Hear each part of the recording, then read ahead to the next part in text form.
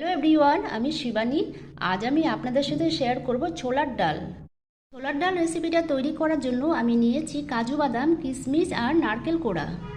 সবার প্রথমেই আমি ডালগুলোকে প্রেসারে সিটি মেরে নেব। দিয়ে দিলাম পরিমাণ মতো নুন।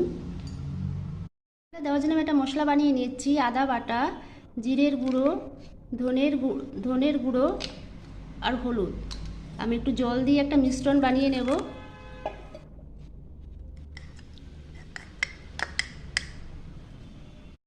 আমি কড়াইতে তেল দিয়ে তেলটা গরম করে নিয়েছি। এর মধ্যে ফোড়নই দিয়ে দিলাম তেজপাতা, শুকনো লঙ্কা, জিরে আর কালো জিরে। আর এর মধ্যে আমি দিয়ে দিলাম কাজু আর কিশমিশ।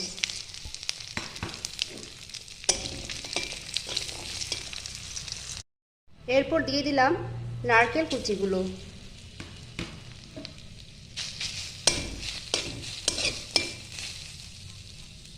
উপকরণগুলোকে আমি খুব সুন্দর করে ভেজে নিয়েছি। এর মধ্যে আমি দিয়ে দিলাম জিরে ধনের গুঁড়ো পেস্টটা।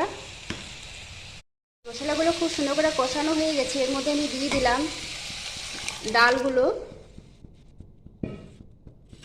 আর ঝালের জন্য দিয়ে দিলাম কাঁচা লঙ্কা।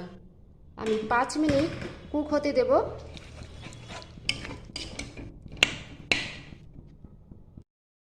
ডালটা প্রায় হয়ে গেছে। এর মধ্যে আমি দিয়ে দিলাম স্বাদ মতন চিনি আর দিয়ে দিচ্ছি ঘি। আমি নাড়াচাড়া করে নামিয়ে নেব। তো তৈরি হয়ে গেল আমার ছোলার ডালের রেসিপি। বন্ধুরা, রেসিপিটা যদি ভালো লেগে থাকে অবশ্যই লাইক আর কমেন্ট করবেন। নমস্কার।